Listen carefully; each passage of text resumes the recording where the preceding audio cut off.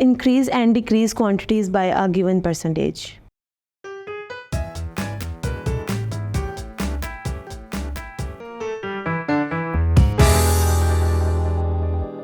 Assalamu alaikum. I welcome you all on the platform of digital academic provided by Moonlight International Publishers.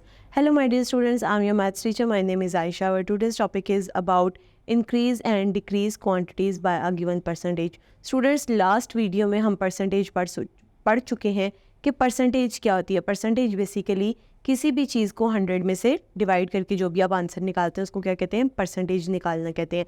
आज हमने पढ़ना है increase and decrease quantities. For example, अगर हमारे पास कोई quantity increase हो रही है या डिक्रीज हो रही है तो उस पर परसेंटेज कैसे लगेगी. उसकी परसेंटेज के लिए कुछ फार्मूलाज आपके पास यहाँ स्क्रीन पर नजर आ रहे हैं. परसेंटेज इंक्रीजेज, परसेंटेज अगर इंक्रीज हो रही है तो क्या फार्मूला लगेगा.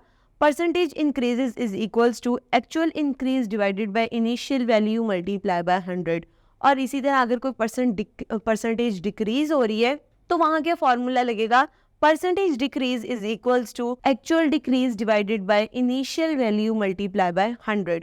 इस तरह ये फार्मूलाज लगा के, for example here are 3 terms. अगर इन तीनों टर्म्स में से आपके पास कोई भी 2 गिवन हो तो आप थर्ड ऑटोमेटिकली फाइंड आउट कर सकते हैं. अगर आपके पास इंक्रीज और इनिशियल वैल्यू आपको बताया गया है तो आप उसकी परसेंटेज फाइंड आउट कर सकते हैं, या अगर आपको इनिशियल वैल्यू और परसेंटेज बताई गई है तो कितना इंक्रीज हुआ है ये भी आप फाइंड आउट कर सकते हैं. और इसी तरह डिक्रीज पे भी ये फार्मूलाज लगा सकते हैं. नाउ हमारे पास एक एग्जांपल दी गई है. When a beaker of sand is dried in a hot oven, its mass reduce from 450 grams to 320 grams. Find the percentage reduction in its mass. Students, यहाँ पर हमें बेसिकली डिक्रीज क्वांटिटी दी गई है. जो पहले आपके पास बीकर में सैंड थी उसका मास कितना था, आपके पास 450 ग्राम्स था. और जब आपने उसको ओवन में गर्म किया तो वो कितनी रह गई, 320 ग्राम्स रह गई. आपने बेसिकली फाइंड आउट करना है कि कितने परसेंट आपके पास रिडक्शन हुई है. तो इसका सोल्यूशन कुछ इस तरह होगा. सबसे पहले आप लिखेंगे एक्चुअल रिडक्शन ऑन मास, कि मास में रिडक्शन कितना हुआ है, मतलब कितनी क्वांटिटी डिक्रीज हुई है. तो उसके लिए आप हर वैल्यू में से स्मॉलर वैल्यू को सब्ट्रैक्ट कर देंगे. लाइक 450 में से 320 को सब्ट्रैक्ट करेंगे तो आपके पास आंसर आ जाएगा 130 ग्राम. अब आपने क्या करना है, अब आपने यहाँ पर फॉर्मूला लगाना है.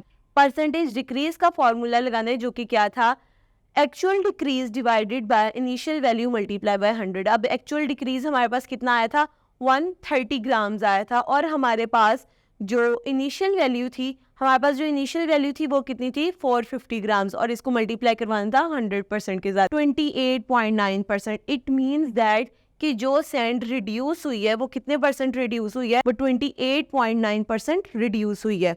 Now students, come to exercise number 4.1, जिसके क्वेश्चन आपको स्क्रीन पर नजर आ रहे हैं. आपने क्या करना है, इन क्वेश्चन पे भी इंक्रीज और डिक्रीज फॉर्मूलाज अप्लाई करने हैं. लेकिन सबसे पहले आपने ये चीज़ देखनी है कि यहाँ पर क्वांटिटी इंक्रीज हो रही है या डिक्रीज हो रही है, और उसके अकॉर्डिंग फॉर्मूला आपने पुट करना है. यहाँ पर सबसे पहले अगर हम क्वेश्चन देखें तो क्वेश्चन में वो हमें कह रहे हैं, अ बस has a capacity of 60 people.